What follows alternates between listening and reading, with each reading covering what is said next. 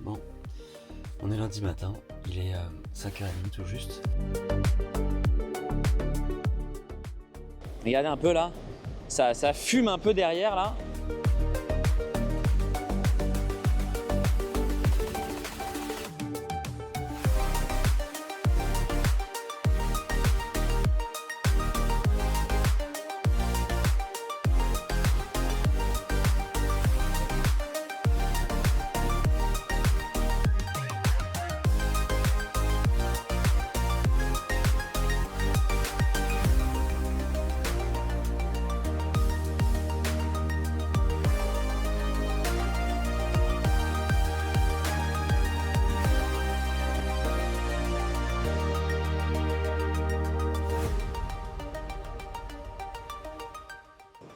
On est sur Guiriden, au Glénan, un très joli banc de sable dans le nord de l'île. On a dormi au Glénan hier soir, on est arrivé tard, il fait nuit déjà, un peu plus de 11 h. Le temps de prendre un mouillage, c'est vrai que premier mouillage avec le bateau neuf, premier mouillage de nuit avec 25 nœuds de vent. Voilà, bon, on était abrité dans le sud-ouest de Pinfret. Voilà, c'est vraiment très joli ici, regardez. C'est vraiment très beau. Et là, on va partir, on a fait donc quand même quasiment 150 000 hier. Hein. Et là, on part pour contourner la Bretagne. On part pour une grosse nave de 20 h, 22 h, 24 h. Ça va dépendre un petit peu ou un petit peu plus. Ça va dépendre des conditions météo. On va sans doute faire un petit peu de moteur en Bretagne Nord. Là, l'idée, c'est d'aller dans les Angles normandes, Guernesey, Sercq, voir où est-ce qu'on s'arrête. Donc là, direction la Pointe de Pinmar, puis Ratsin, Chenal-du-Four, etc. Passer cette nuit la Bretagne Nord et puis arriver demain midi, on verra, dans les Anglo-Normandes. Voilà, on va quitter un archipel pour retrouver d'autres îles. En tout cas, on passerait bien la journée ici. C'est quand même très beau. On a mis l'annexe à l'eau, nickel. C'est quand même hyper agréable les annexes de catamaran, c'est génial. Il y a de la place, c'est confort. Le kata est derrière moi. Là, hop, là, vous le voyez ici au mouillage. Et voilà, franchement, trop bien. C'est vrai que même là, quand on était ce matin au mouillage, bah, il y avait un peu plus de 20 nœuds de vent et vous êtes à l'arrière, vous prenez le petit-déj. C'est bien le kata quand même. Allez, nous, on retourne sur l'annexe qui est là.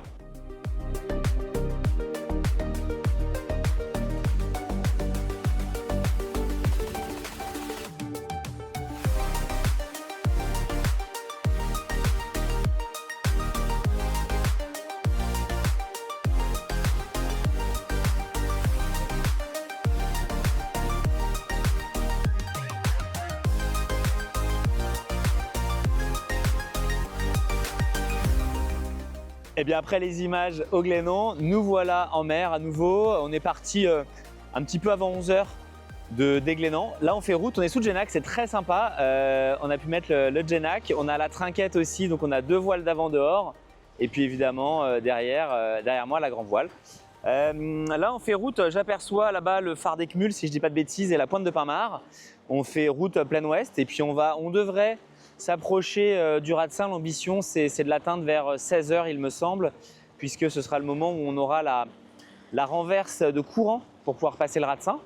Donc là, on va contourner la Pointe de Pinmar et puis faire route. Il nous restera encore une vingtaine de milles, a priori, pour aller jusqu'au Ratsin.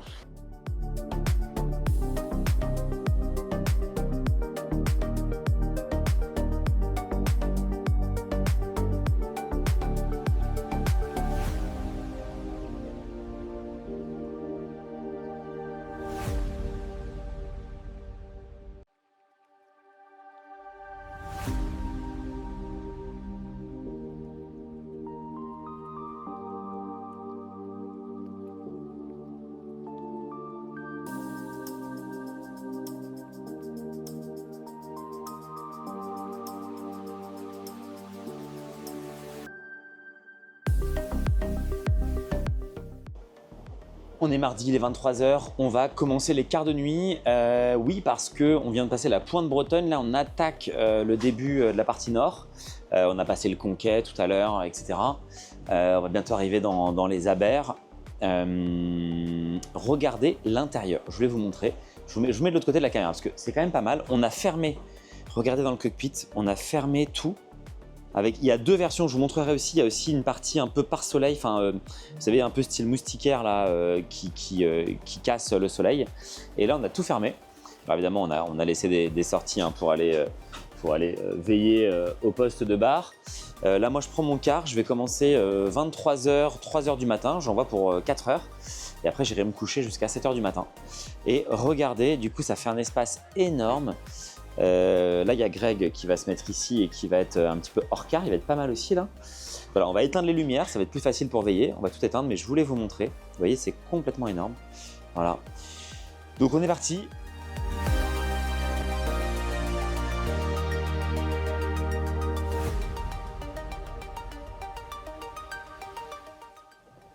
Eh ben, il est 7h du matin. On est mercredi. Oui, je crois qu'on est mercredi. Je viens de me lever, il est un tout petit peu plus de 7h. Là, on est en train, regardez, de installer le Genac. On va envoyer le Genac, c'est en direct live.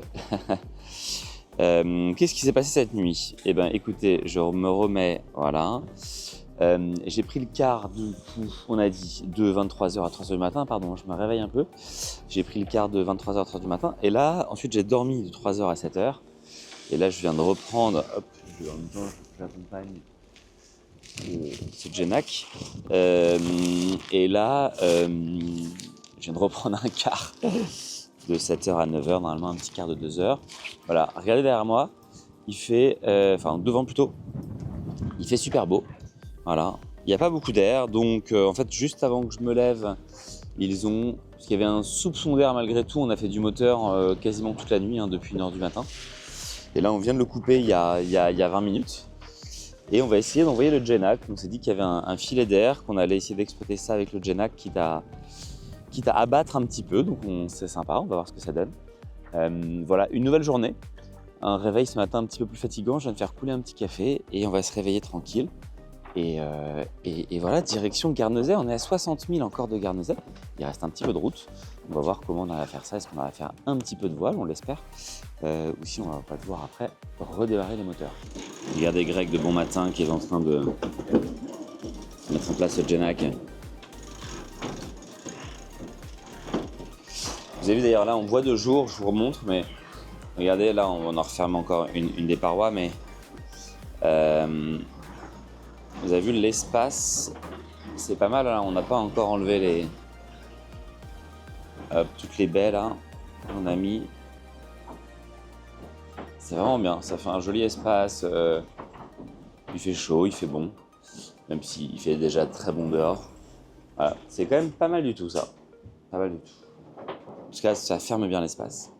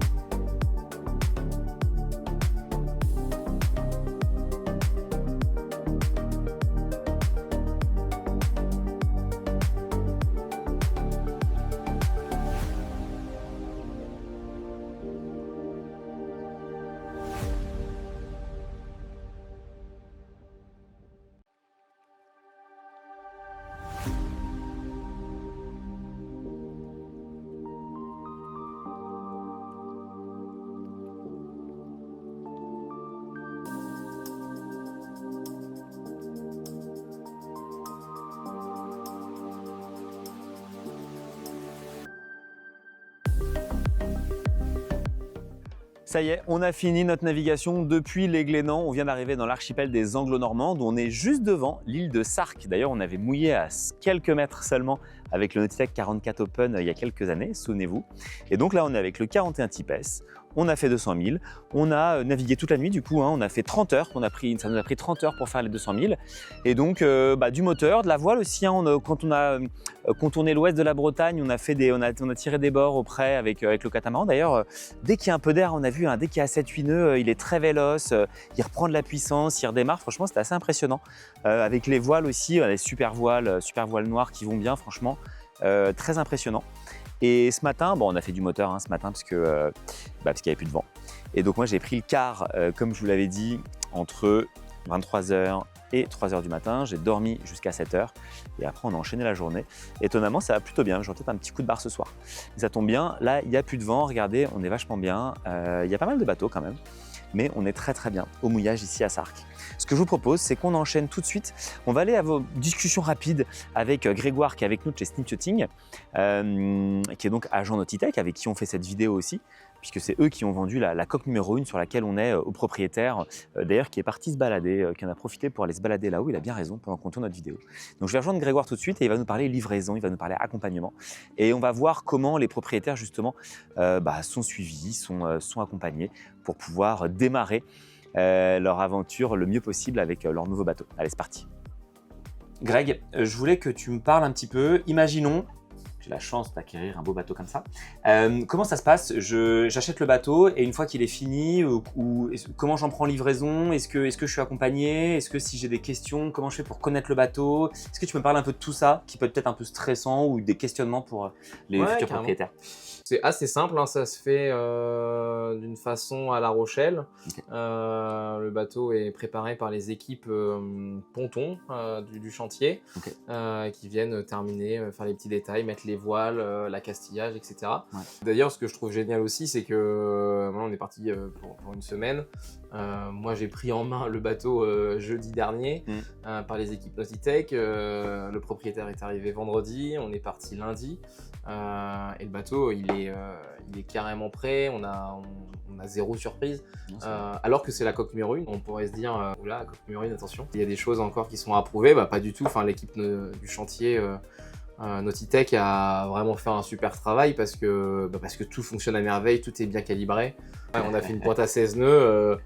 Il y avait un peu d'air, mais c'est pas non plus énorme, il y avait 24 nœuds, 25 nœuds. Ouais, c'est nickel quoi. Et on était dans le confort total et sans forcer quoi. Tout est vraiment bien calibré, tout est bien pensé, donc bravo aussi aux équipes du chantier. Nous ensuite, Snip, on vient prendre possession du bateau avec un technicien pour voir voilà, tous les petits détails, les petites subtilités du bateau. Et ensuite, on livre le bateau au départ de La Rochelle avec une journée basée plutôt sur la technique avec un technicien de chez nous, de chez Snip. Et ensuite, en fonction du programme et en fonction de chacun de ce qu'il souhaite, là typiquement sur ce bateau-là, je remonte le bateau à son port d'attache qui sera à Ouistreham, sur notre site de Ouistreham en Normandie. Okay. Et donc on fait La Rochelle, Ouistreham avec le propriétaire en grandeur nature quoi. Donc, c'est top. Oui, parce qu'en fait, c'est exactement ce qu'on fait là. C'est-à-dire que, effectivement, je ne l'ai pas précisé, mais vous êtes agent Nautitech à Ouistreham, à Snip Yachting. Et donc là, on a le propriétaire qui est parti se balader, je le disais tout à l'heure en introduction. Mais voilà, tu t'en profites pour lui montrer. D'ailleurs, on a vu, il y a des images où, j'ai pu citer hier ou avant-hier, tu lui montrais sur le génois le nerf de chute. Après, tu vas lui montrer d'autres, l'électronique, etc. Enfin, tu l'aides à accélérer en fait la découverte du bateau et à le prendre en main. Oui, c'est hyper important, surtout sur ce programme-là avec ce propriétaire parce que c'est quelqu'un qui va plutôt naviguer en équipage réduit. Il est bien le bateau en main, que ce soit au port, c'est-à-dire comment fonctionne l'ensemble du circuit d'eau, l'ensemble du circuit électrique en 12 volts, en 220 volts, et puis tout ce qui gravite autour, la cuisine, etc. Au mouillage, donc on a fait un super mouillage au Glénan, on a même mouillé 2 fois. C'est vrai. Dont une fois de nuit. Dans une fois de nuit, le premier dans soir. 25 nœuds à 23h30. Donc tout s'est bien passé, tout c'était parfait. Et puis là, un nouveau mouillage dans les îles Anglo à Terck.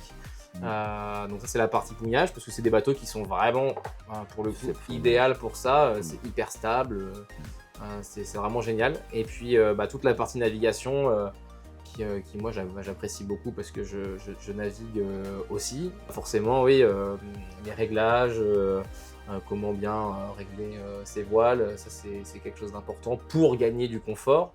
On s'est amusé aussi à faire des marques de réglage sur l'ensemble des drisses, l'ensemble des bosses de riz pour faciliter les manœuvres, avoir des repères la nuit, etc.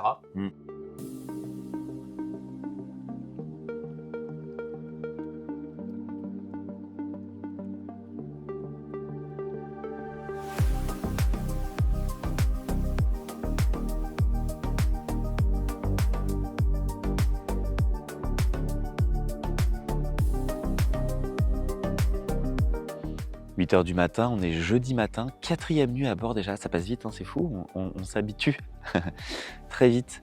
Là, c'était une nuit magnifique, hein. Regardez derrière moi, il n'y a pas eu beaucoup d'air hein, cette nuit, pour pas dire vraiment pas.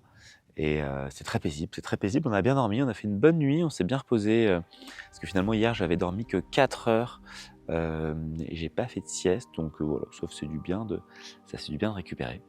Là, on est bien. Je vais aller préparer des petits œufs brouillés pour le petit déjeuner pour l'équipage. Et décollage prévu vers 10h. On va faire route vers le Raz Blanchard. Le Raz Blanchard pour prendre vers 10h. Enfin, on part vers 10h de Sercq pour arriver avec des courants favorables au niveau du Raz Blanchard. Direction le Cotentin cet après-midi pour un mouillage un petit peu après Cherbourg, normalement, aux alentours de Bretteville. Ce sera l'occasion pour moi de vous faire le beau tour, d'ailleurs, de ce Nautitech 41 type S lorsqu'on sera au mouillage cet après-midi. Voilà, on profite encore de ce calme, de ce très beau mouillage de Sercq. Et franchement, c'est très agréable. C'était trop chouette, j'étais trop content de me réveiller ce matin, d'ouvrir les petits occultants dans la cabine arrière et de profiter de la vue. C'est vraiment trop cool. Beaucoup de chance. Allez, à tout à l'heure.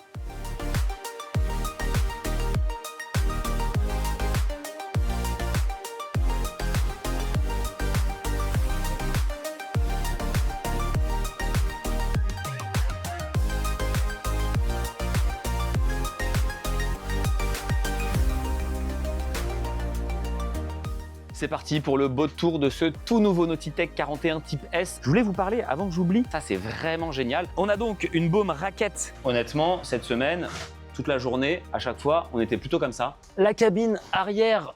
Mais combien ça coûte un Nautitech 41 type S? Eh bien, je vais vous le dire combien ça coûte.